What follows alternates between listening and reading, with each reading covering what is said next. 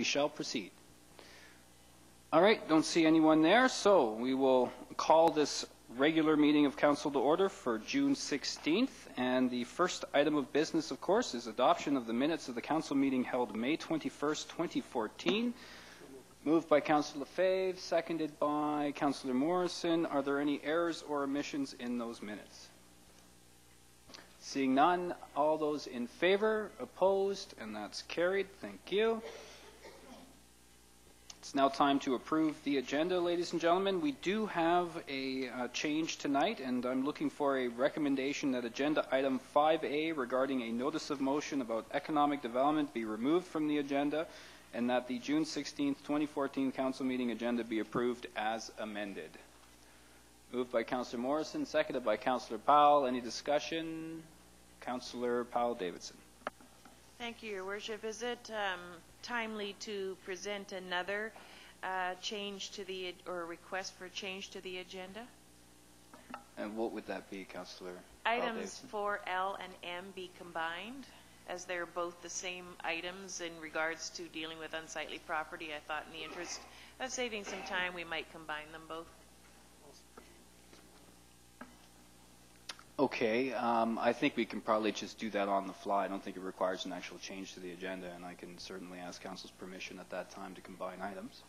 Okay. This one change just is regarding that notice of motion from Councillor Morrison, who's still working on the details, so it's not quite ready yet. Okay. Anything else from members of Council?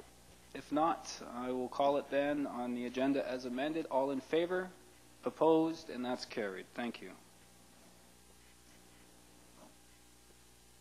All right, ladies and gentlemen, we're moving on to correspondence. We have one piece of correspondence tonight, and this is from Eloise White, and it's regarding a water leak at 211 Martindale Road. There is a recommendation to receive this piece of correspondence, and there's actually an item at a later point in the meeting where we can discuss it. So go ahead. Councillor Lefebvre has moved, seconded by Councillor Powell-Davidson, and I take it there's no discussion. All those in favor, opposed, that's carried. Thank you.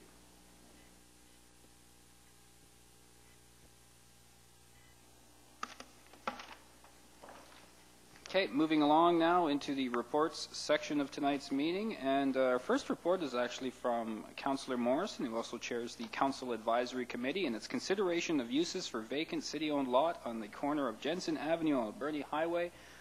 Chair Morrison, it is your floor. Go ahead, sir. Thank you, Mr. Mayor. The Council Advisory Committee has met on a couple of occasions now, as well as back and forth via email. The Council directed,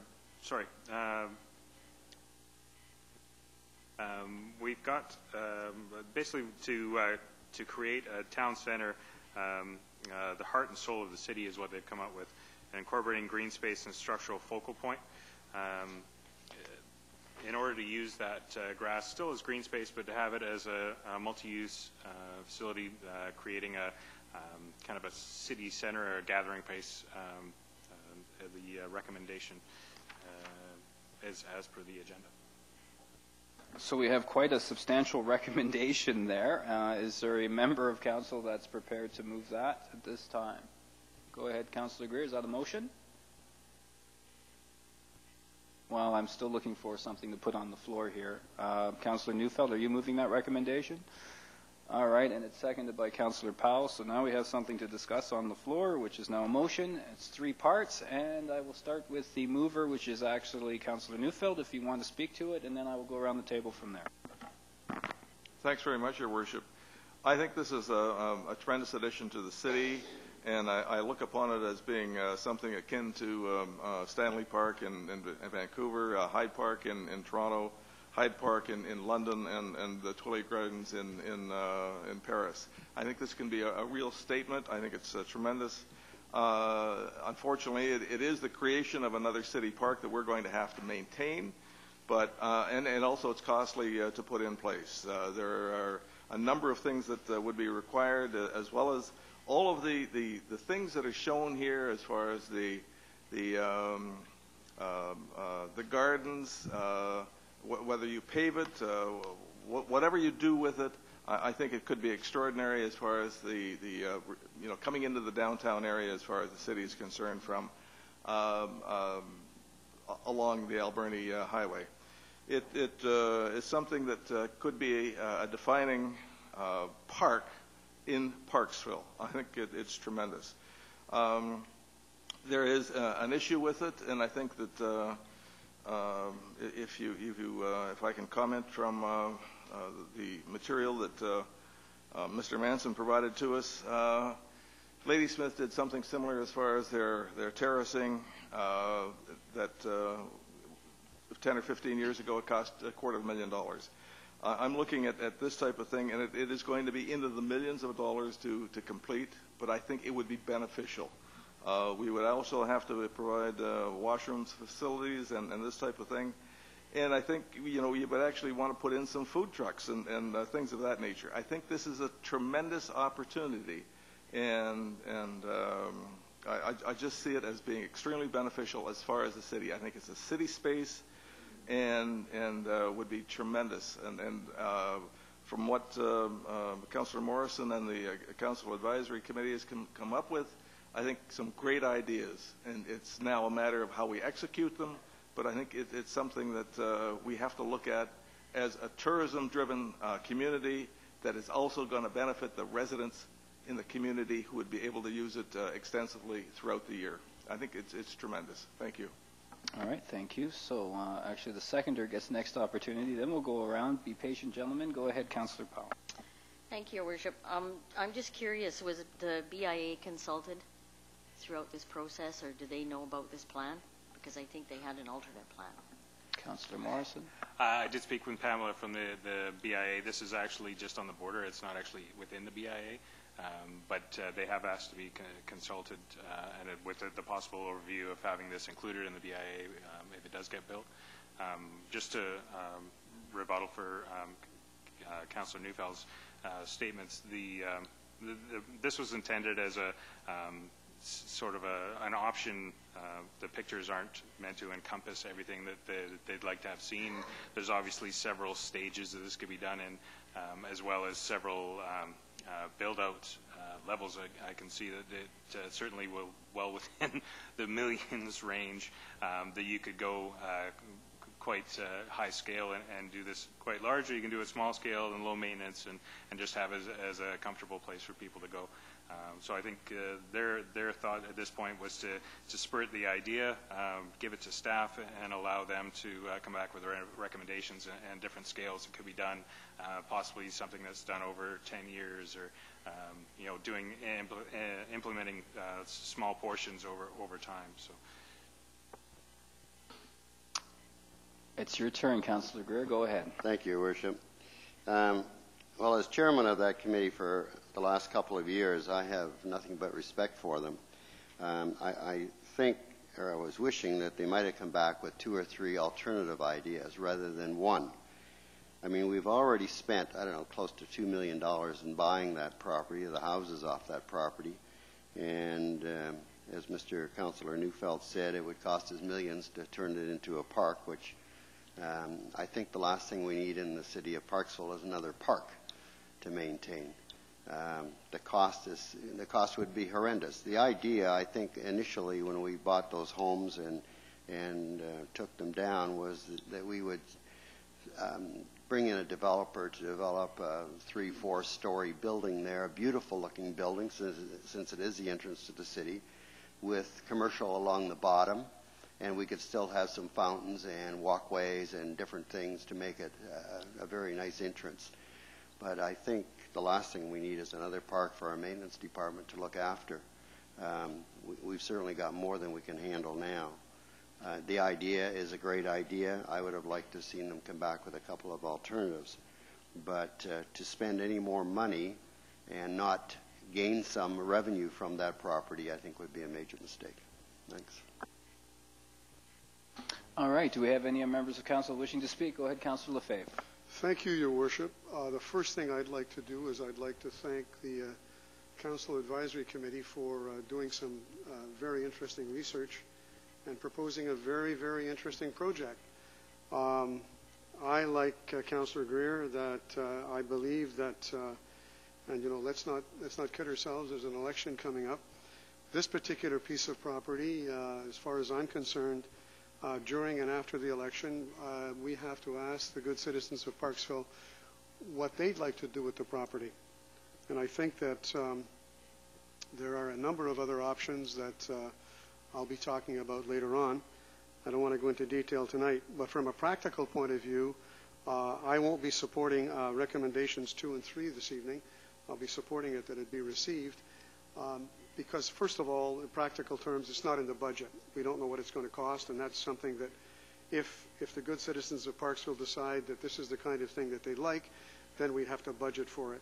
And not only the capital budget, but also the ongoing operation and maintenance budget. So once again, it's certainly food for thought. I want to repeat that that land is owned by the good citizens of Parksville, and I think that there are other options that we should be looking at and we should be considering. And I will be keeping this in mind, and I'll also not be supporting, as I repeat, recommendations number 2 and 3. Okay, Councillor Powell Davidson. Thank you, Your Worship. And I must say I was delighted when I saw this project come through tonight because I think that it gets the conversation going, and it is time to have that conversation. The city has owned all those lots for quite some time now. The initial idea was to create some kind of a gateway to Parksville there, to use that land as leverage for revenue generating, correct me if I'm wrong on that, but to benefit the city financially. And I have to respectfully disagree with Councillor Neufeld because we have the community park right in our downtown core, and that is a stunning attraction and gathering place, and it has many of the same amenities that are suggested here. So I do applaud the committee for starting the conversation. I agree with Councillor Greer. It's time that we started to engage the community and find out what actually should be done.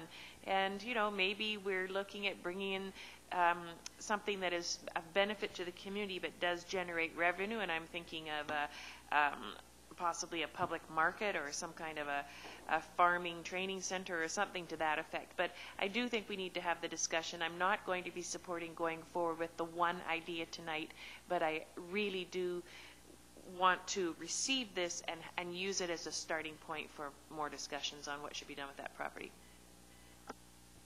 Okay, well, the motion we have is in all 3 parts. So you're going to have to either approve or disapprove of that motion, although I'm looking at I almost demoted you. Madam Thomas, go ahead. I guess we can break it out. So. Pardon me, the meeting can agree to vote separately on the recommendations, and you can vote on each one. Very good. As we go through. All right, so we can do that. So to that end, if we're finished speaking to it as a whole, is there someone that wishes to move just the first part of the recommendation? Really? Okay. I'm getting all kinds of new powers I didn't even know I had. So we will move in 3 parts on this. Okay, so the first is the portion to receive, and I'm going to call the vote on that. All in favor? Very good. The second is the portion that reads that the property, the gateway to Parks, will be developed into the town city center by creating an urban space, the city's heart and soul. All those in favor? Opposed? And that part is defeated. The second, or so rather third part, is that the town center balance green space and structural focal points such as trees that provide shade and water feature, water fountain pond, walking and cycling paths, signage regarding dogs, benches, bike racks, covered bus shelter, and lighting. All those in favor of that? Opposed? And that third part is defeated. Okay, so before we move on to the next item, though, I do agree with you, Councillor Powell Davidson. I would like you to refer back to the committee. Thank you for giving us something to think about. I think it's very interesting that the advisory committee sees this as a public amenity space, and I think there may be some merit in looking at that further, and perhaps this will get some conversation going as to what ultimately we should be doing with that property. And does Council recall the last attempt we made at determining what we should be doing with that property? When we hired the third party to act as the developer as opposed to ourselves, because it would seem like a conflict of interest to be moving forward. That did not go over very well. I think people misconstrued that to be some sort of a way to push development through there. So that suggests to me, too, that there may be a lot of support in the community for a public amenity, even with an associated price tag. And it all depends on ultimately what is developed. So to no further ado, we will move on, but thank you for that. Now we're at item B. Mr. Russell, can you give us the background with respect to the consideration of a zoning and development bylaw amendment at 371 Alberni Highway?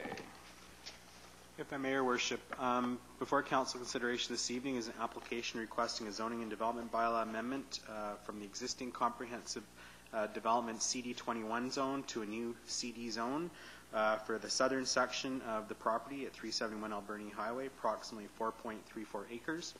The property under consideration is designated local grocery within Plan Parksville.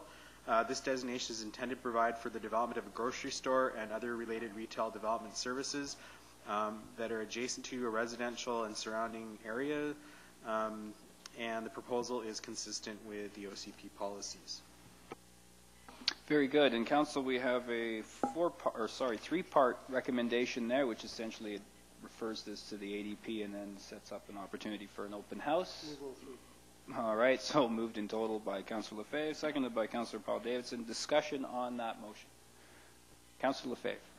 Thank you, Worship. I just want to repeat what was discussed during the Committee of the Whole and when the presentation was made by the proponent. I think that this is a good thing, although there are some concerns with regards to the location.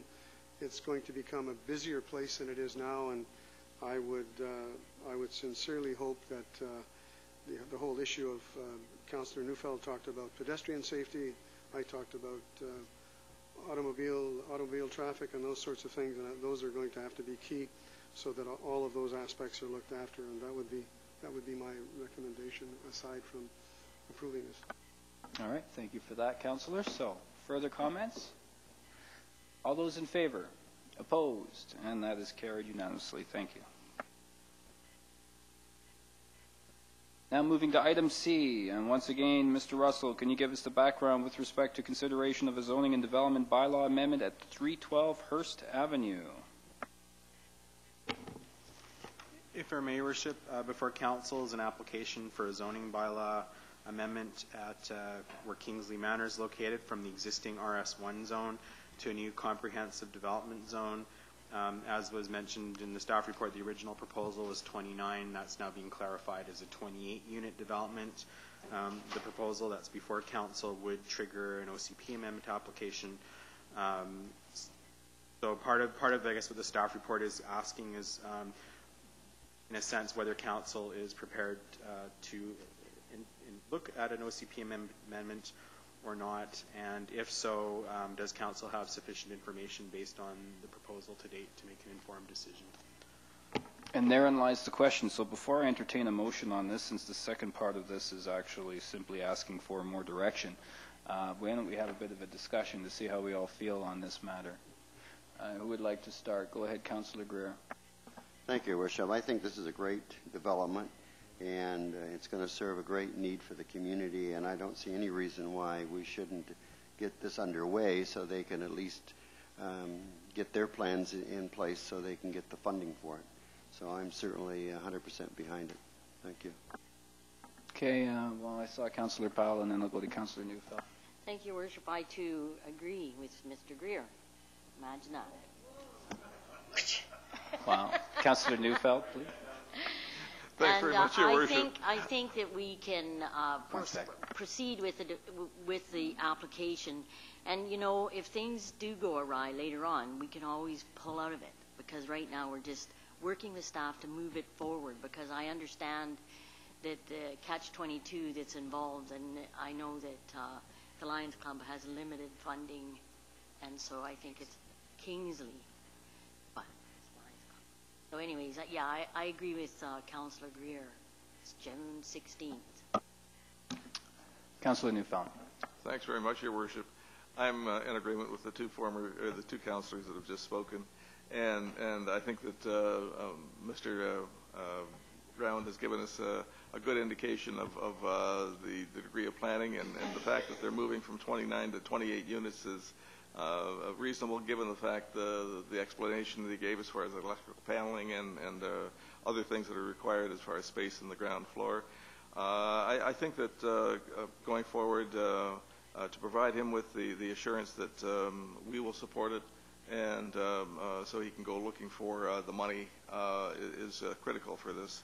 and the sooner that we can get it done, the better, as far as I'm concerned. Thank you. All right, other members of council, any reflections? Go ahead, Councillor Lefebvre. Thank you, Worship. On page 66 in the staff background report, it stated that, however, should council wish to expedite processing it, it would be possible for staff to prepare bylaws based on the maximum density and minimum parking indicated to date. And knowing the experience that Mr. Round has with Huswick Place and the effort that's being put into that, I would support what my former colleagues have just, or my existing colleagues have just said. There's a Freudian slip. And furthermore, affordable housing is so critical in our community. It's I sit in on with Councillor Powell Davidson and Councillor Powell on the homelessness committee, and it's gotten to the point where it's becoming a really serious social issue. So I would like to see staff proceed with this and work with Mr. Round, who I know is got will put a lot of good effort into this and get whatever he can for us that we need as we go along. Very good. Councillor Powell Davidson.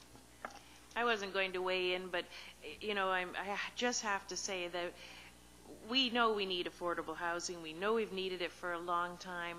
We're not going to get that kind of support from the government. It's come down onto the municipalities, and we don't have the funds to do it. So here we have an organization going forward. My wish list would be that I would like to see in the future some affordable housing for younger people. I appreciate that this is 55 and up. I appreciate that our population is largely senior, but I do want to put a plug in there if we can look down the road for affordable housing that is will permit younger people in there. That would be nice to have that in our community too. Thank you. All right, thank you. So I see Councillor Greer wishes to make a motion. Go ahead, Councillor Greer. Thank you, Wish. I'll make the motion that we send it back to city and have them do the proper different zoning amendments and so on that they got to do to get them started. Okay, so you're talking about concurrently the official community plan amendment as well as the rezone, yes, and obviously to receive it as well. Okay, so that is the motion on the floor of Seconder and Councillor Morrison. So discussion on the motion that's now on the floor. All right, seeing none, I will call it all in favor. Opposed, and that's carried. So there you are, Mr. Round. It's an expression of faith in yourself and your organization, and we will work through this together. Thank you very much.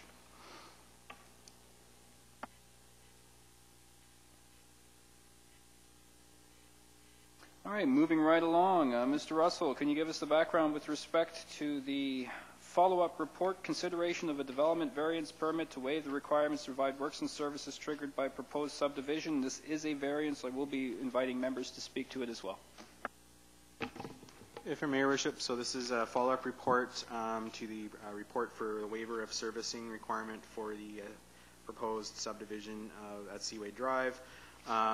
The city did undertake notice in accordance with statutory requirements. In response to that notice, today we received one correspondence addressed to City Council and others and Mayor and others dealing with this application. The correspondence is from Charlie Stone, Parksville resident and taxpayer. It's regarding consideration of the development variance permit to waive the requirements to provide works and services triggered by the proposed subdivision of 1514 Seaway Drive. It states, please reject this and consider, if proposed, an offer from the landowners Please reject this and consider, if proposed, an offer from the landowners better for most Parksville residents and landowners. All right, thank you, Mr. Russell. So at this time, before council engages in discussion on this, I would like to now invite members of the public to speak with respect to the application for a development variance permit to waive the requirement to provide works and services at 1514 Seaway Drive. Is there anyone in attendance who would like to speak to this matter? All right, seeing no one, I'm now going back to council. And there is a recommendation there, council. Is there a mover and a seconder? Do you want to have a discussion prior? Okay, go ahead. Councillor Lefebvre. Thank you, Worship. I have two very indiscreet questions through you, Your Worship, to Mr. Russell. When I read the report And I just want to make sure that I get things straight here. That it says on page 97 under financial impact, in this case, the requested relaxations are primarily seeking to defer the off-site works to some point in the future. As such, the long-term financial implications appear neutral. So my first question is, we're not setting any kind of a legal precedent here, are we? Mr. Russell? If I may, Your Worship, through to Councillor Lefebvre, it is not legal precedent setting, no. My second question is that this has no long-term implication for any other councils who want to make council decisions of a similar nature, whatever the case may be, in terms of setting a precedent. If I may, Your Worship, through to Councillor Lefebvre, no, it does not tie the hands of a future council or even this council in making another decision on this type of application. All right, so do we have a mover and a seconder for the recommendations contained within the report? Moved by Councillor Greer, seconded by Councillor Powell, and I'll open the floor to discussion now on the motion at hand. Go ahead, Councillor Greer. Yeah, just so that we're all on the same page, I'm making the motion for option 1, which is... Go ahead and read out the motion that you made, Councillor Greer. Well, the option 1 is to issue a development variance permit. Yeah, so that's consistent within your agenda package there on the top. Very good. Okay. All right, further discussion on the motion at hand. Go ahead, Councillor Morrison. Thank you, Mr. Mayor. I just wanted to clarify that this has no implication on the bulk of 1514. Should that be subdivided, everything comes back in line again? Mr. Russell, can you quickly once again, and especially for the benefit of those that may not have been a part of the last discussion, explain exactly what it is that's occurring here? Sure. So if I may, Your Worship, the development variance permit request is for relaxation for the servicing requirements for the off-site services to the center line of all existing roads, plus the full construction of any road within the proposed subdivision, strictly for this 2-lot subdivision proposal. Any subsequent subdivision of the land or rezoning of the land, all those things would be fully open for reconsideration. So in a circumstance like this, and this is really for the benefit of those in the audience, again, that may not be privy to all the details. So what we in fact have is a family that's come forward. They have asked for variance, so they do not have to pay the servicing costs of a subdivision, but they're only splitting the property into 2. One very large piece and one that they wish to retain for themselves and live in. Of that remaining larger piece, should that property then be ultimately subdivided in the future because it has that potential, there is the opportunity to secure all of those various works. Is that correct, Mr. Russell? If I may, Your Worship, that's correct for both the large portion and also the foreshore portion, which potentially could be further subdivided in the future as well. Right, so they still have further subdivision potential in both cases. Okay, so is there any further comments from council? All right, seeing none, I'll call it. All in favor? Opposed? And that is carried unanimously. Thank you.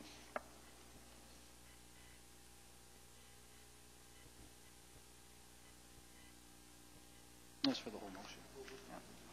All right, moving on. Our next report is from Mr. Butterworth, and it's regarding the, the small amount of community investment funds that we have. Did you want to speak to that, please?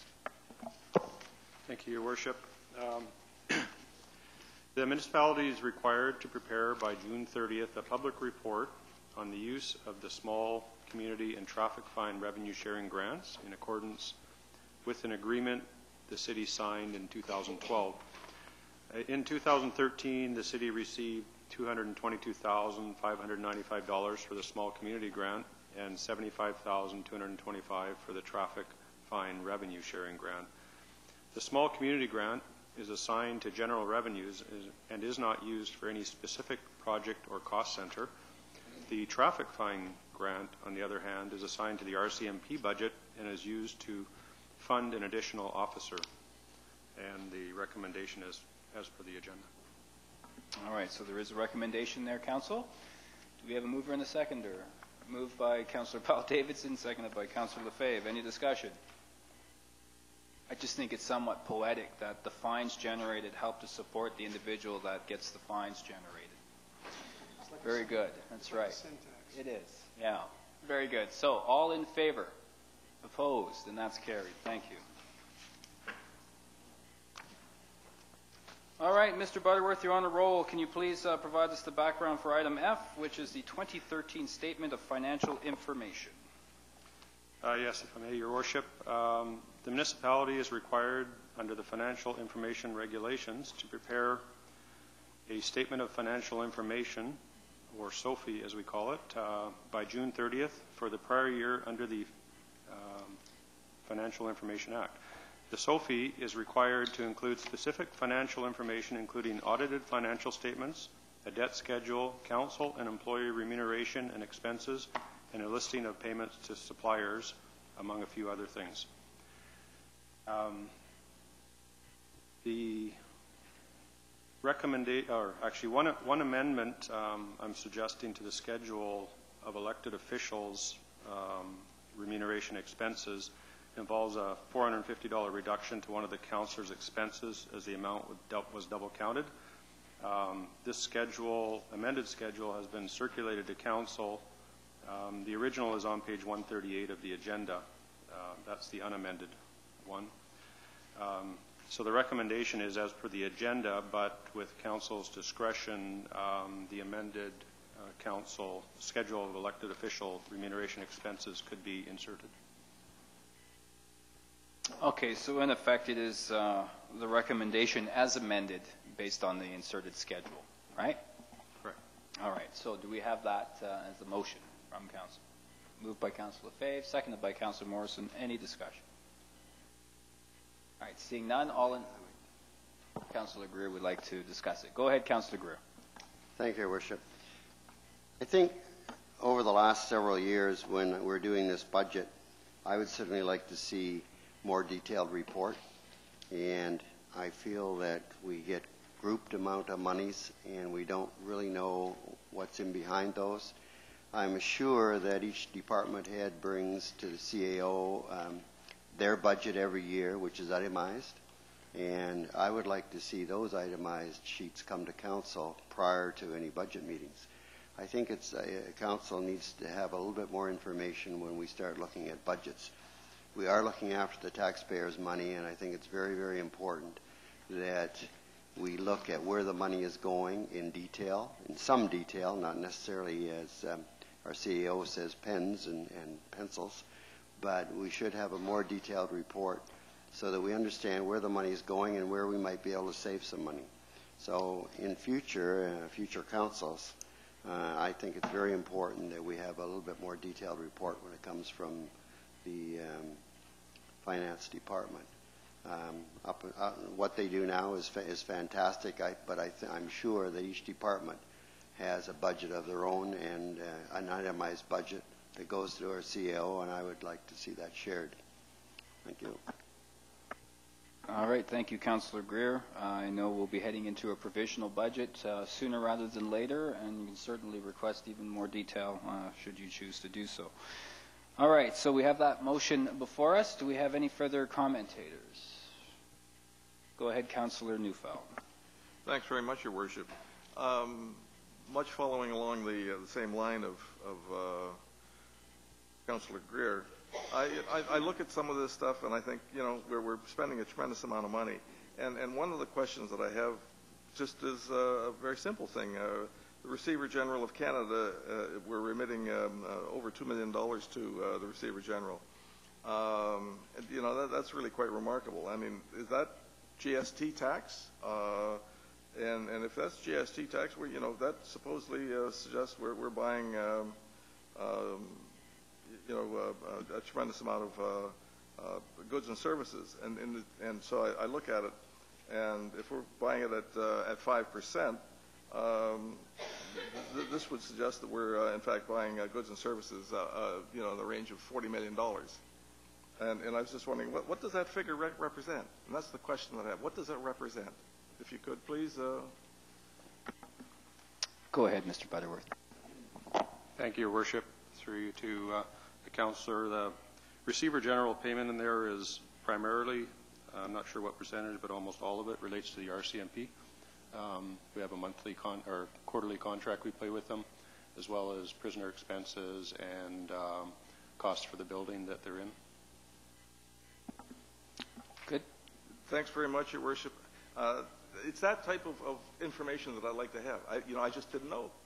So I would be able, rather than having to ask the question, I guess maybe a further amount of detail would be great. So I wouldn't have to ask the question. It would be available for me. And maybe it takes more time, but I appreciate the information, Mr. Butterworth. Thank you. All right, thank you.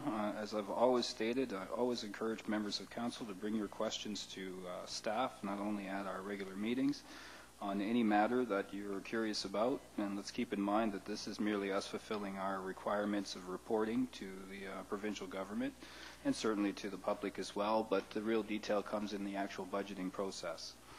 All right, so without further ado then, is there any further comments, or can we go ahead and call the vote?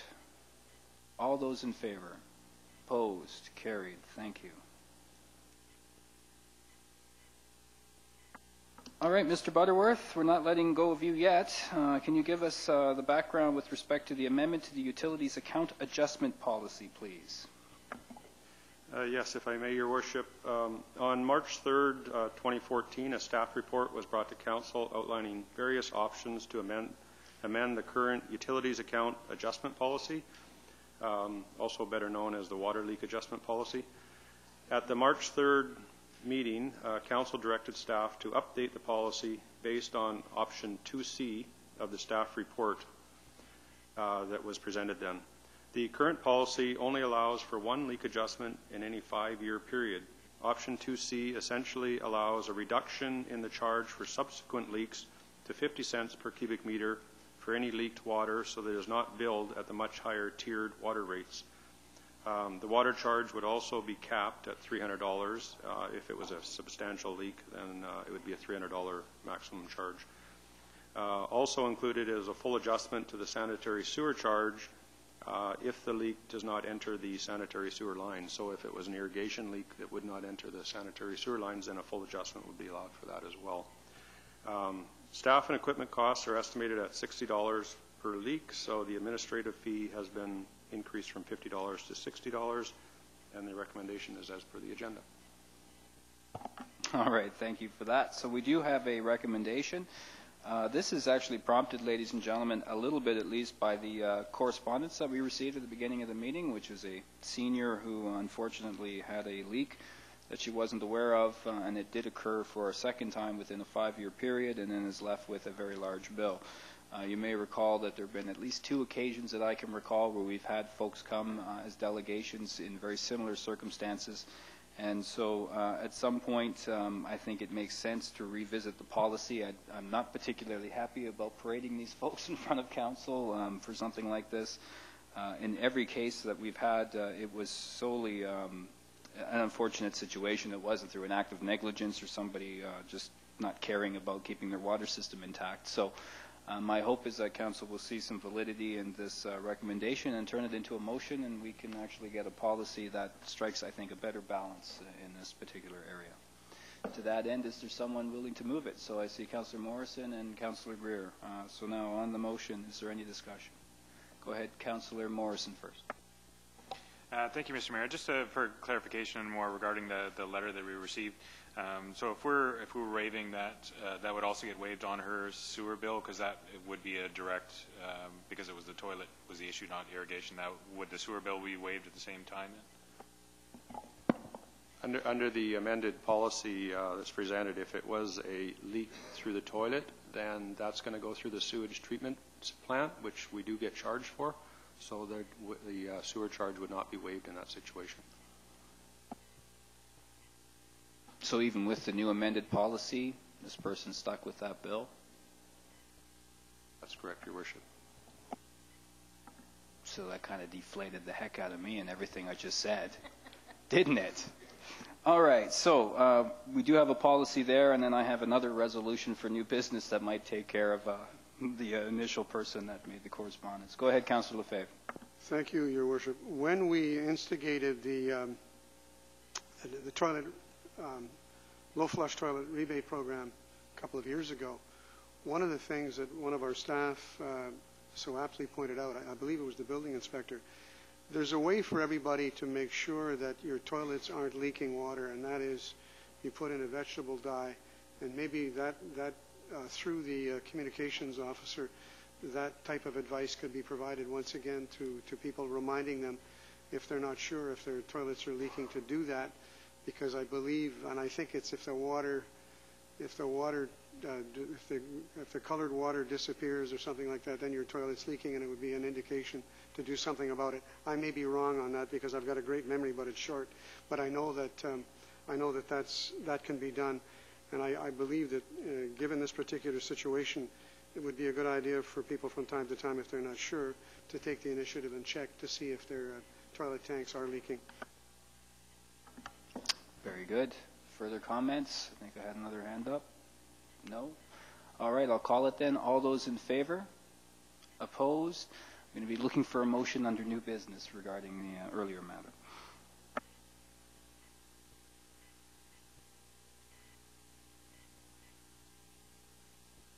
All right, I think we've had enough of you, Mr. Butterworth. Thank you very much, and we're moving on now to your comrade on the right, Mr. Metcalf. Could you please give us the background with regard to the concession and washroom facility upgrades at the community park?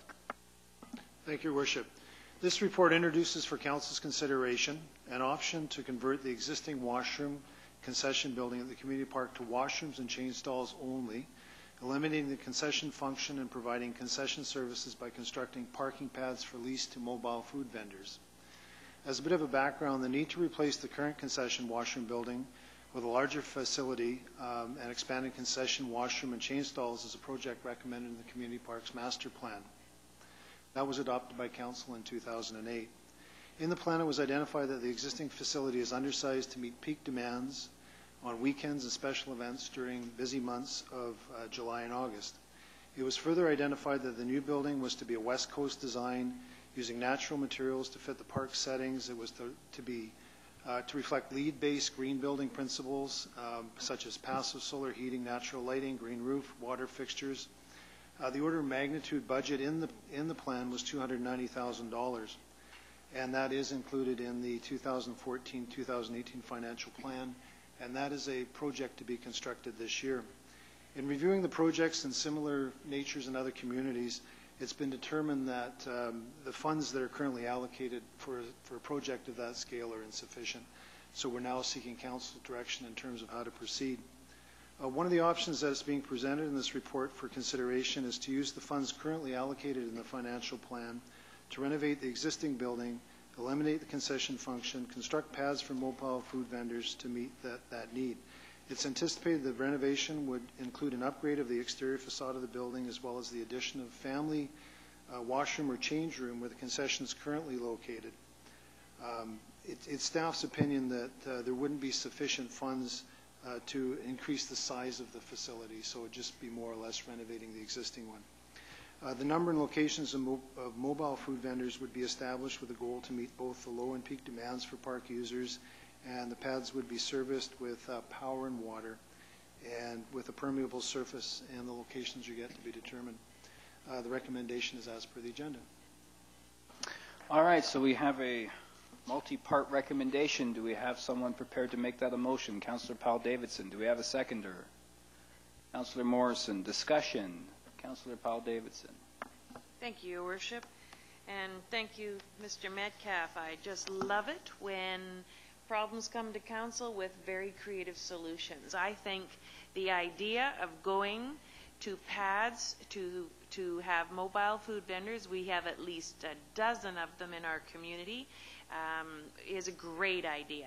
This allows for us to support the local businesses that are already here. It allows for an ever-changing menu. It allows for different kinds of food to be offered, whether it be, you know, Mexican food or burgers and dogs or what have you. I love this suggestion. I really hope that council supports it. Thank you. Councillor Morrison. Thank you, Mr. Mayor. I echo Councillor Powell Davidson's sentiment. This is actually something I brought forward in one of the first budget meetings I attended. Credit given to Kim Burden, actually, who put the bug in my ear. Whether or not that disseminated through this process is regardless, but I'm excited to see it happen. I think it's a fantastic idea, and I think it's long time coming, and the one thing I would like to see is, given that it is within the PDBA, and it will have some effect on the food services within the city, that they have some kind of input as per our MOU when it comes to selection of the food trucks. I would assume something would be put out for, I would assume we'd have lots of people requesting space depending on how many spots we put in there. There's certainly lots to choose from, so I'm excited for this coming forward. All right, thank you, Councillor Morrison. I have no doubt that through that memorandum of understanding, we can certainly work together with the PDBA. Go ahead, Councillor. Thank you, Your Worship. I want to make a comment first before I ask the question, but I saw a movie on the weekend called Chefs, and I have no pecuniary interest in the movie makers, but I suggest everybody see it because it's exactly about mobile food vendors, and I hope that somebody makes Cuban sandwiches. My question, I got very hungry, by the way, after watching the movie. I went before supper, which was a mistake. But my question to staff is that the pads that would be created, would we have to provide water and electricity and disposal of stuff that comes from the vendors, or would they have to take that away with them? Mr. Metcalf. Through you, Your Worship. My understanding is that they are totally self-sufficient. However, what we would be doing is supplying power to the pads and probably water as well. The reason for power is otherwise they'd be running from generators, which is noisy. So the purpose of that we would supply power to the pads. Follow up, Councillor Lefebvre. So those costs could be recouped through a charging system for leasing the pad. Am I correct? Through you, Your Worship, to Mr. Metcalf. Mr. Metcalf. Through you, Your Worship. The plan right now would be to put out some kind of a request for proposal for lease. Our intention would be to lease those pads, so we'd get proposals back from food vendors for that purpose. I'm fully supportive. Thank you. All right. Further comments or questions? Councillor Powell Davidson, then Councillor Neufeld. Thank you, Your Worship. Just to follow up to what Mr. Metcalf was just saying through you to him, I wonder if these proposals, RFPs, could include some winter coverage, because our park is well used year round, and I think a lot of people would really enjoy to, grab a hot chocolate or some soup or something. And I just wonder if we couldn't look at that too, at least for one of them. I don't see anything within the recommendation that would prevent us from having a lease there year-round. I think it's a situation where you're going to likely see if there's a demand, there will likely be somebody there happy to supply. And you're right. I know there's a significant number of people that still move through the park on most days, even in the winter months. So it'll be very interesting to see. Councillor Neufeld. Thanks very much, Your Worship. And a question through you to Mr. Metcalf. It's a question of how many stalls are we looking at, how many pads, and where are they going to be located? I look at the size of the park, the size of the concession that we have at the present time, and can you give us some indication, please, as to where, in fact, these pads will be situated? Mr. Metcalf. Through Your Worship. The actual location of the pads are yet to be determined. What we would anticipate is one to service the playground area where it currently is, perhaps one or two there. It would be, again, it would probably be ramped up with demand. So as there's special events or as there's peak demand, they could be added. Maybe a pad might be located somewhere in the vicinity of maybe the point where that may provide just coffee and snacks or something like that. It'll be largely driven by the proposals we receive, and if council wishes, I could bring that information back at the time of the actual location of the pads. All right, thank you, Mr. Metcalf. Follow up, Councillor Neufeld. Yes, thanks very much, Your Worship. The reason that I ask is that because I'm down at the park so often, and I see what is happening as far as the say the beach volleyball, the tournament that was on this past weekend, where they had 170 teams showing up, and a total of 500 people, and you know, the numbers of pads and the demand at various times fluctuates. So I'm just concerned that we have sufficient stalls available, and even for the Beach Fest Society, they require stalls, particularly for some of their different events, such as the Art in the Park and this type of thing. So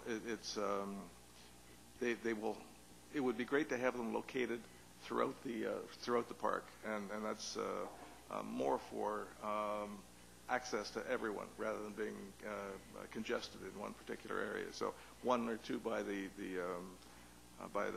kids' playground, a couple over by the tennis courts and this type of thing, I think would be you know, really great.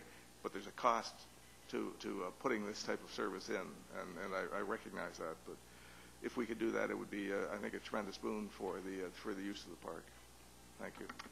All right, thank you. I know currently we're restricted to one concession unless there's a special event, and not a reflection on the concession operator, but they're working with some really limited space. They can only proceed or can only process so many customers. So I think immediately this provides opportunity for scalability, and then I think we can play it by ear and see exactly how it works and scale it up from there. We actually have a lot of experience with mobile vendors in our community park through the many special events that we have. So, and I don't see that as being unaffected in the long term, so that when we do have a big event coming in, we can certainly scale up as we have been doing. This is more for those interim periods, but on any given day when you're down there, you could have hundreds of people just on a regular day, regardless of whether there's an event. All right, further comments from Council. Councillor Powell. Thank you, Your Worship. I'm really struggling with this because I think that community park, the attraction is there's not a lot of structures down there. And I know that I've spoke up when I was first elected about not having business down in the park, but at the same time, I understand the constraints around upgrading the bathrooms. But also, I think when we upgrade the bathrooms, we need to look at the security of the bathrooms, because we put a lot of money into them being vandalized in the past. So I think that when we do upgrade the bathrooms, that needs to be looked at. The pads that you're talking about, are they going to be permanent pads? Are they going to just come out? Are they cement? What are they going to be made out of? And then I have a follow-up question. Mr. Metcalf. Through Your Worship, the details aren't worked out. What we're proposing at this time is for the pads to be permanent, but to be a permeable surface, similar to a grasscrete or something like that, that would fit into the appearance of the park. So they just simply wouldn't be a blacktop or concrete pad. They would be built out of a permeable surface. Follow up, Councillor Powell. And so they'd be permanent. And so would we have a restriction on the number of pads allowed down there? Because it's, as we have events, we have more food trucks down there, and that accommodates when we have Canada Day, etc., Kids Day. And so I wouldn't like to see like the whole park populated with pads to accommodate. And so how are we going to, like, that'll be a double standard to start with, because they don't have access to power and water unless they run their own. And they do, I think, have generators, I'm not sure. So how are we going to deal with that issue later on? Mr. Metcalf. I would anticipate that no matter what we put down there, we'd never be able to meet the peak demand of a Canada Day. The purpose of this is really to meet even peak demands on weekends during that period of time, or, as was pointed out, maybe for volleyball and things of that nature. We would limit the number of pads, so we wouldn't put pads everywhere throughout the park. But as identified, we most certainly could bring back to Council some further information with regards to the location of those pads. One final follow-up, Councillor Powell. Thank you, Your Worship. And so if they are at the park, and say you have an event like Councillor Neufeld was talking about, the volleyball, and say we have a pad somewhere around the volleyball courts, the sand, so that would never be able to accommodate 500 people. And so then we would have another one near there, or would they be allowed to bring in their own concessions? Like, I think there's a lot of things to discuss about it. Mr. Manson, do you want to jump in? If I may, Your Worship, I was actually trying to go through a whole meeting without saying a word. I saw that. Yeah. I know the idea is to go out for requests for proposals to the mobile vending fraternity to get some indication of what they feel the demand is, or to give us an indication of what the demand is from the point of view of the mobile vendors, and then use that information to come back to council with a proposal of what we intend to do. This isn't a carte blanche for staff to go out there and start sticking them all over God's creation. We will do some research to find out from the mobile food industry of where they see them being most appropriate to support them as well. No different than the existing concession. There are times in the park where they can't make any money. There's just not enough people down there. It'll be the same thing with the mobile food vendors. There'll be times when there's not enough money for them to practically be down there. But we've got to do some research as to, from them, when they see the times would be appropriate, where they see the locations to be most appropriate. When we've got that information, then we would come back to council with a proposal of when and where these things would be put in, and also the type of leases that we would be proposing for the locations as well. I think if you read the motion, although it does speak to mobile food vendors, the key here is the recognition that we just don't have the bucks to rebuild that facility in any way, shape, or form, having both a concession and change rooms, washrooms. So it's an either or, really, and we certainly know we need the washrooms and the change room down there. That is what's prompting all of this. All right, do we really need any more discussion on this? Because I'm getting starved. All right, go ahead, Councillor Lefebvre. On that note, speaking of starving, Your Worship, the smell of food is good. Personally, it makes me hungry. What about excessive smoke or open flame? Is there some way to control that? We had an incident in our community a little bit north of here where they had a mobile vendor on the beach, and residents were complaining about excessive smoke. There are residents in the Golden Dawn Trailer Park. Just a question: have we thought about that? We certainly should when that time comes. All right, so are we ready, Council? Are we ready? Can we make this by 9 o'clock? All right, all those in favor? Opposed? Motion is carried. Thank you. Moving along. All right, Mr. Figuera, it's your turn. Again, you give us the background with respect to the Temple Street upgrade, Phase 2, professional services for the detailed design of Temple Street. If I may, Your Worship, before Council is a staff report to award the detailed design, which also includes the tender document preparation of the Temple Street upgrade Phase 2 to CORRES Engineering. If Council will recall, the Temple upgrade works cover 2.1 kilometers of Temple Street from 60 meters west of Phillips to the north down to Bay Avenue. Previously, Council awarded the preliminary design of this work to CORRES Engineering. It included one public open house and a traffic study. As a result of the feedback at this open house, which was well attended, staff added a second open house in October 2013 to provide the public with the opportunity to see how their comments were addressed in the design, preliminary design. There were about 50 people at that second meeting, which we consider as a well-attended meeting, and the feedback was quite positive. To date, the city has worked with CORRES to complete the preliminary design. They've completed a Class C cost estimate and approximate schedule. This report is a request to complete the detailed design and prepare tender documents, and the recommendation is as per the agenda. All right, so Councillor Greer moves the motion in your agenda, seconded by Councillor Morrison. Any discussion? Councillor Lefebvre. Two quick questions, Your Worship. Given the fact that the cost of fuel is going up as we speak, and the predictions are it'll continue to go up, would the 10% contingency be enough? Because I know that there's a direct relationship between asphalt and the price of gas. Have we looked at that, or are we happy that 10% of contingency would be sufficient?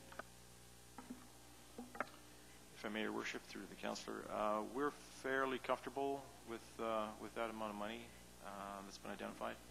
And again, this is to cover the design, the detailed design and tender. Shortly after, provided council gives their approval, we will finish the detailed design, and then once we get the tender bids back, we will be coming back to council to show you what the bids are. Follow up, Your Worship. Go ahead, follow up. At the present time, the city or the RDN transit bus goes down Temple, and given the length of the repairs that are going to be done, you and I have talked about this. The bus route will obviously the bus should be rerouted from Temple to go on another street. I've had a number of calls from folk living off of Pym on Belson and other places who would like to see the bus come down Pym in the temporary measure. So you'll be contacting the RDN transit folk to discuss that? And I would ask them at the same time, if the bus route does change from Temple to Pym, to check on the increase in ridership, because I'm told that ridership by the folk that have been calling me would increase by going down Pym. You will communicate with the regional district during the construction period to ensure there's a minimum of disruption? Absolutely. Okay. All right, very good. Thank you. All right, can we call it? All those in favor, opposed, and that's carried. Thank you. Thank you, Mr. Figuera. All right, moving on, Mrs. Thomas. As our Chief Election Officer, they tell me there's an election coming up. Can you give us some background, please? Your Worship, this report provides Council with an overview of the recently adopted legislation which creates a 4-year term beginning with the 2014 election and changes future election dates from November to October, and places responsibility for monitoring and enforcement of campaign financing with the Chief Election Officer of BC. In response to a previous request from Council, the report also outlines 2 information sessions for candidates and anyone else who may be interested in the process around running for local government office, and those have been scheduled for July 9th here in the Forum from 1:30 to 3 p.m. and September 12th from 10:30 to 12 noon. And the recommendations are as per the Council agenda. All right, so recommendation to receive, moved by Councillor Greer, seconded by Councillor Paul Davidson. Any discussion? All those in favor, opposed, carried. Thank you. Okay, and this next report, Your Worship, explains the statutory requirement to adopt bylaws prior to a local government election to set advance voting and special voting opportunities. This is primarily a housekeeping function first outlined in a previous staff report presented in January of 2014 and follows the past council practices from previous elections. The recommendations as per the council agenda. I take it Councillor Morrison's moving to receive, seconded by Councillor Greer. Discussion. Being none, all in favor, opposed, carried. Thank you. And Your Worship, the next 2 reports are unsightly properties at 310 Pym Street and 505 Belson Street. The reports recommend remediation of 2 properties found to be in contravention of the city's property maintenance bylaw. The properties are long-standing offenders, 8 consecutive years for the Pym Street property and 7 consecutive years for the Belson Street property. Both properties have out-of-town owners. In addition to requiring cleanup, both properties' owners have been served $100 offense notices under our bylaw offense notice. All right, so we have 2 reports. Are we prepared to move those in a block? All right, so moved by Councillor Paul Davidson, both of those recommendations, seconded by Councillor Lefebvre. Discussion. All in favor, opposed, carried unanimously. Thank you. All right, very good. That now takes us to the notices of motion. So we have no new notices of motion. We have the one removed from the agenda. All right, very good. Moving on to bylaws. We have bylaws for 2 readings this evening. One of them, Business License Amendment Bylaw 2014, number 1483.1. Moved by Councillor Powell Davidson, seconded by Councillor Lefebvre. Any discussion? 2 readings. All those in favor? Opposed? That's carried. We now have two bylaws for two readings and advancement to a public hearing. Shall we move those both together? All right, so together, do we have a mover and a seconder? Moved by Councillor Greer, seconded by Councillor Powell. Any discussion on either of those? Seeing none. All in favor? Opposed? That's carried. Thank you. We have three bylaws for three readings this evening. Once again, shall we move them in a block? 1, 2, and 3. All right, so we have a motion by Councillor Lefebvre, seconded by Councillor Powell-Davidson. Is there any member of council that wishes discussing any of those three individually? Go ahead, Councillor Powell. Thank you, Worship. I just would like to bring to your attention the government elections and other voting. 3.1, for the purposes of all elections and other voting under Part 3 and 4 of the Local Government Act, a person may register as an election. Do you mean elector? Oh, yes. Okay, and just to clarify, are we changing the way we're doing the election? Are we going to have the voters list available, and that's how we're going to, could you talk about how that's going to happen? Yes. Because it is a big change. It is, and with respect, it was the subject of a report to council back in January, and council approved the process. But what it is a voter registration. Everyone registers to vote. We don't use the voters list anymore. So everyone who comes to a voting place to vote must have two pieces of identification. Everyone. And so there's no registration table for people who aren't on the list. We are going to have more tables set up for to accept voters. We're going to move to a banker's line instead of the alphabetical split, so anyone can go to any table wherever it's available. So a banker's line, so there'll only be one person working and then many booths in a big line? Yeah, that's right. Yes, the rest of the tables will be empty with please see the next table.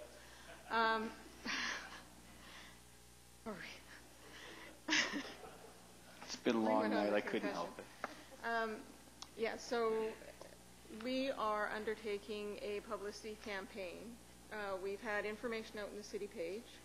We're putting information on the website, and we are also doing up cards, which we're going to include in all the utility notices that go out in September, and we are going to, colloquial words, pay for the town, so that in recreation facilities, hopefully in the Chamber of Commerce, the library, here at PCTC, and in other facilities around the city, we will have the cards available for people to pick up, take away with them, and it'll explain the process to them and tell them what are acceptable pieces of ID, and hopefully everyone will follow along.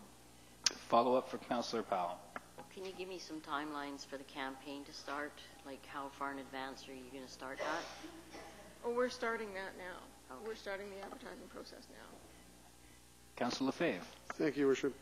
For those who combine their health care card and their driver's license together, which you can do now, that could potentially be a problem because they'd only have the one ID, so you'll have to bring something else with. Well, you can bring something else. You could bring maybe a hydro bill or a telephone bill, or it doesn't have one has to have your signature on it,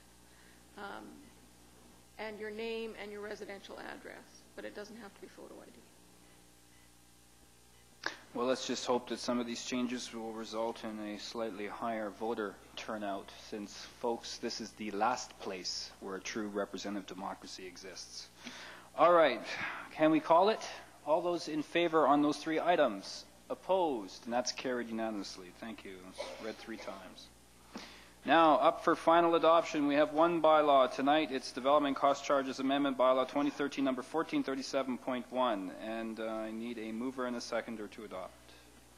Moved by Councillor Lefebvre, seconded by Councillor Morrison. Any discussion? Being none, all in favor?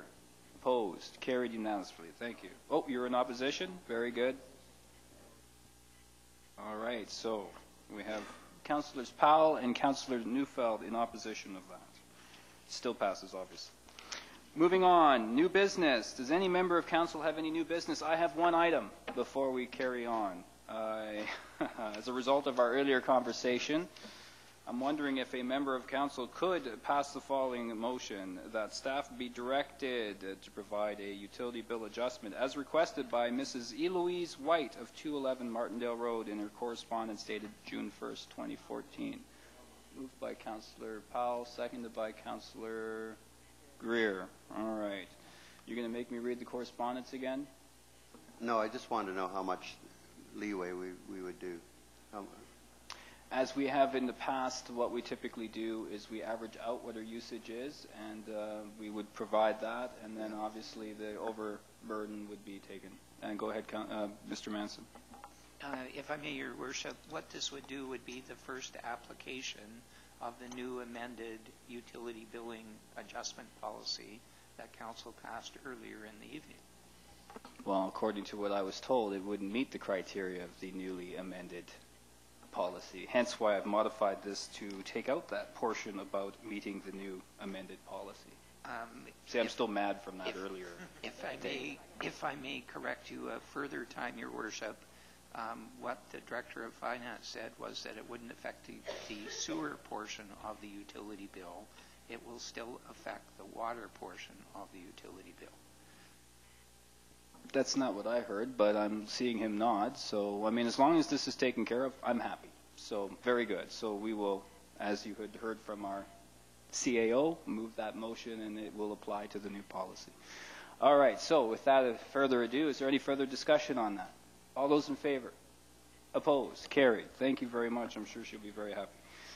Okay. And I believe there's another member of council with an item of new business. Go ahead, Councillor Paul Davidson. Thank you, Your Worship. I have two items of new business.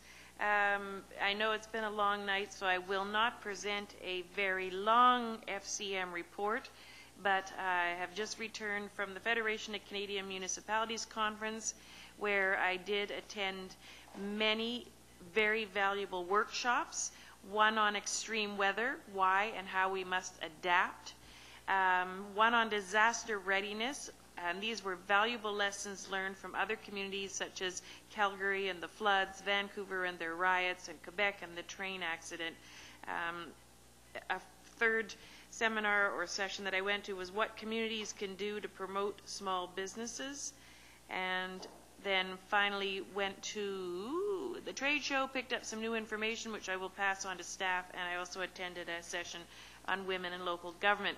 As fellow councillors know, when I go to these things, I write absolutely every single thing down. I have very extensive notes. I am going to be sharing a lot of that information that I've collected and with staff, but instead of going over it all right now, if council wants to know more about that, I'd be happy to meet with you individually or photocopy my notes, send them off to you. It's not a problem. But I do have some really great suggestions that I will be passing on to staff, especially in the issue of the extreme weather. We're not immune to that, and we saw that last September with our little pop-up storm. There's some definite things that we can be doing at the council level and should be doing, and also there are some funds that the Federation of Canadian Municipalities has for helping communities, and I will be passing that information on to Mr. Manson. So that's my report, brief report back from the FCM, way briefer than I wanted to give it to you.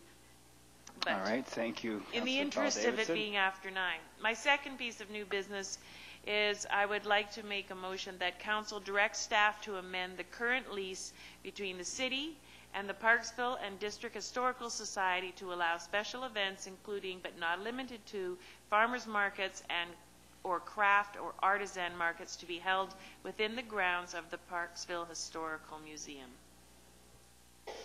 All right, so we have a motion and a seconder, Councillor Neufeld. Discussion on the motion. Councillor Lefebvre. Thank you, Worship. I'd like to make what I hope is a friendly amendment. I would like to start off with the farmers market, and I'd like to incorporate into the motion that be done on a trial basis. We've seen the correspondence from Craig Bay, and we've heard that the gentleman that made the presentation earlier was prepared to make adjustments if need be. I would like to see that on a trial basis. I wouldn't want to see it go on as a fait accompli. I'd like them to come back and we can assess it over time. So that would be my reason for not supporting the motion as it stands. Go ahead, Mr. Manson. If I may, Your Worship, as a suggested friendly amendment, that the motion also be, or read into the motion, that the period for the allowing of the farmers market, etc., be, I believe, June the 27th to September the 26th. 2014, yes. All right, would you consider that an amendment that's friendly, since I do believe that was the intent, to provide for a trial period, just to ensure It absolutely is a friendly amendment as far as I'm concerned. And, okay, and that's good there, and the seconder agrees? Okay. Very good, excellent. All right, so we have a friendly amendment. I'm sorry, you may speak to the motion now, but I just wanted to make sure it was friendly. We don't really have a big discussion on a friendly amendment. Thank you.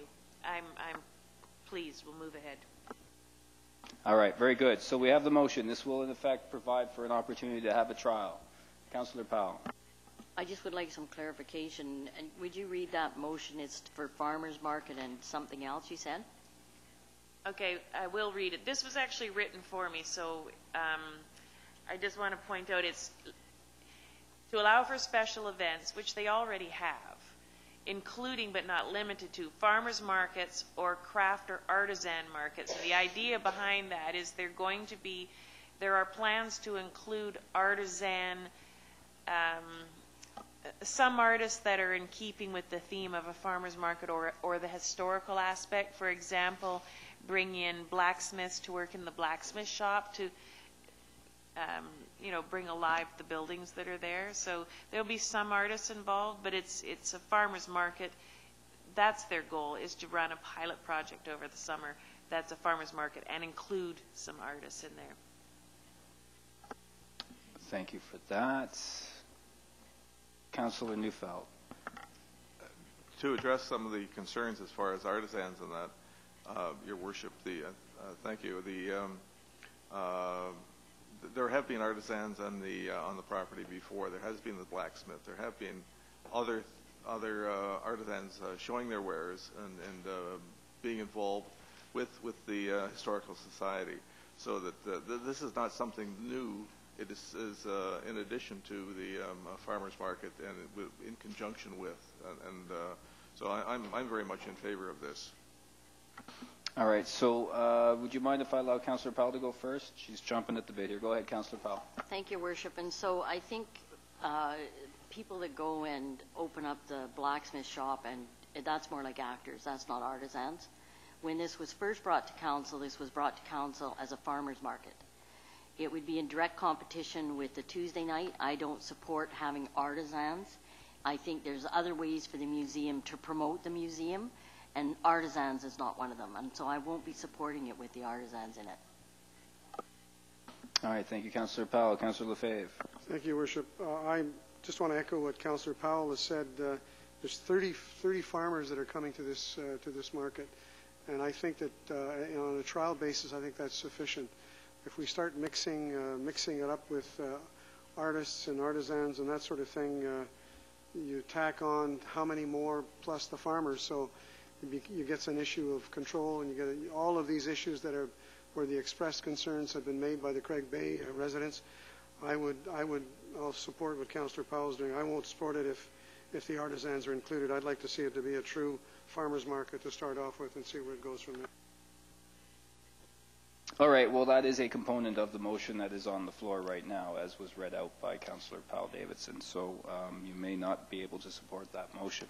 I think of it as a trial. I'm not all that concerned. I think we will likely have a mix, and I think it'll be very successful, and it is on a different night than the already tremendously successful Tuesday night street market. That's my view. Go ahead, Councillor Lefebvre. I just want to caution, depending on how successful the farmers market is, I wouldn't want to see this become strictly an artisans market. That's because they've asked for they've specified the farmers market. We didn't, and I want to see it be a farmers market first and foremost. All right, thank you for that comment. I am willing to entertain an amendment if you wish to make that. I don't think that would be friendly, but by all means you could do that. Councillor Morrison. Thank you, Mr. Mayor. Just in regards to Councillor Powell's comment about being actors, not artisans, there are blacksmiths in the area that could work within the blacksmith shop, and I think if they retain within the spectrum of what they've talked about, so blacksmith and artists that are within the era of the Craig Heritage Park, I see no issue with it. All right, thank you, Councillor Morrison. So, are we ready to call a vote? All right, all those in, go ahead. Essentially, it is the motion as was read out by Councillor Powell Davidson. The only amendment which I considered friendly was the trial portion, because that was the original intent with the motion. So there's a trial period here, a certain set of dates, right, from summer essentially to the end of the year. And then you will have opportunity to reevaluate how it's gone, should this pass. All right, all those in favor?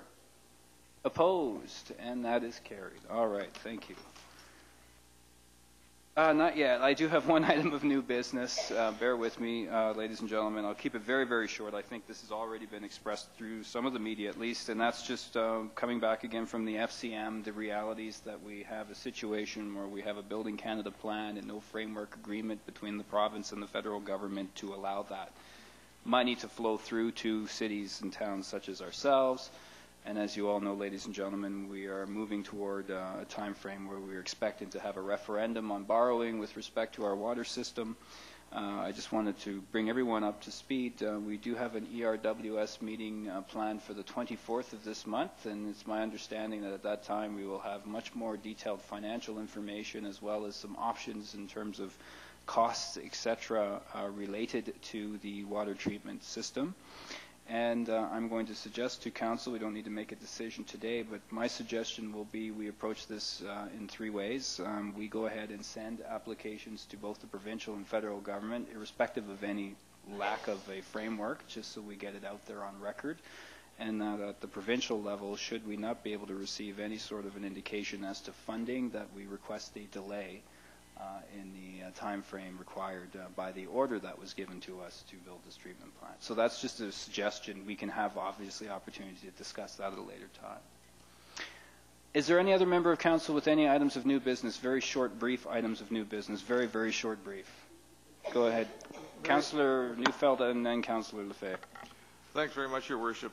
The only comment that I want to make is that, in fact, I attended the June Chamber dinner as far as their general meeting that they have on a monthly basis, and it was really quite extraordinary. The Encore consultants made a presentation and showed what I think can be done as far as bringing entrepreneurs, lifestyle entrepreneurs, to the community, and it looked really tremendous, and it fits in with the EQ that the Parksville Qualicum Beach Tourism Association is putting forth. So it fits in very nicely. And just to finish that off, in fact, the sand sculpting, the Quality Foods Canadian Sand Sculpting Competition, Board of Directors made a presentation that night, of which I am one, and we had a good time. It was really quite amazing. We wound up doing a little ditty to the tune of Music, Music, Music, and it was a fun evening, and it was an enjoyable evening. The Chamber showcased the new members that they have, and we were able to showcase the enthusiasm that the directors of the Speech Fest have. So it was a fun evening, and I hope that everyone that was present did enjoy themselves. I know that I did. All right, thank you, Councillor Neufeld. Councillor Lefebvre. Very quickly, Your Worship, on the night of June the 27th, it's a Friday night at the Quality Inn Bayside at 5:30. The Access Oceanside Association is having its second annual fundraising dinner. Tickets are on sale. Councillor Neufeld is a member of the committee, and I'm the council liaison, so you can get tickets from either one of us. And we hope that it was very well supported last year. We hope we get the same support this year. All right, thank you. No other items of new business. That's excellent. Let's move on to adjournment. Do we have a mover?